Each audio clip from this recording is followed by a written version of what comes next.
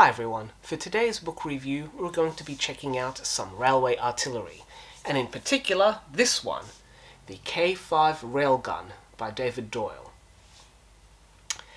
Now if you see the K5 with E in brackets, the E stands for Eisenbach-Geschütz, which is simply German for railroad gun, railway gun. This is a wonderful book produced by Schiffer Publishing, and it is basically a fantastically annotated photo album showing the workings of this massive artillery piece, or rather photos of the various guns of this type of artillery piece. We get an introduction into the overall history and development of this gun, followed by its entry into service, some of the areas that it fought, being it, in the attack of Sevastopol. The K5 was also involved in various theatres. It was going to be shipped over to the North African front, but after the defeat at El Alamein, that was changed, and it ended up as well being a formidable enemy as part of the Atlantic Wall, especially during the Normandy invasion. The second half of this book then is a beautiful detailed study of the two remaining guns, one of which can be viewed at the Museum of the Atlantic Wall over in northern France. And the author basically takes us through each section, each detail of the gun, explaining what each component is, how it works, and we get a detailed rundown onto every working element of this piece.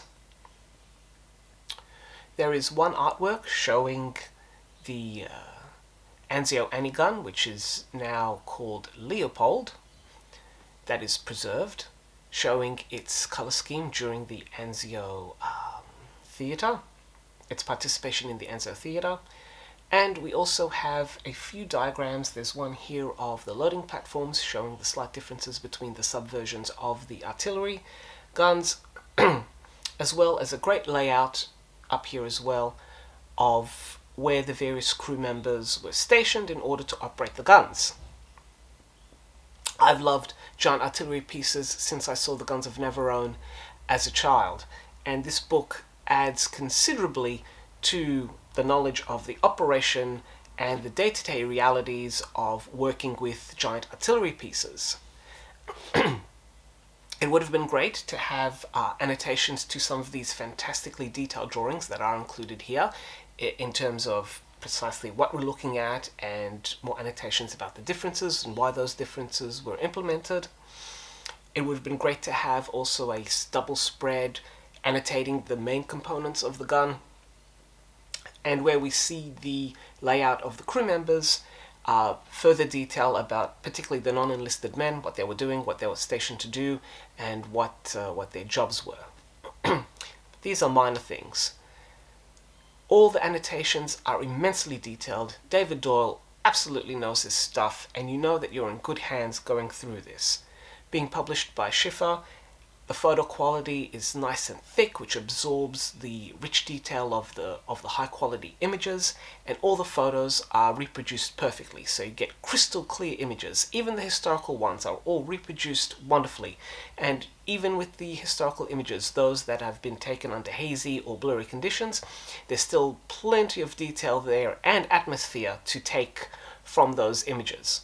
So it is a wealth of information and lavishly illustrated. So for all that information, and if you absolutely love artillery pieces, then this is a 3.5 captain's hats. If you like big guns, particularly railway mounted guns, do check this book out. And until next time, enjoy and happy reading, everyone.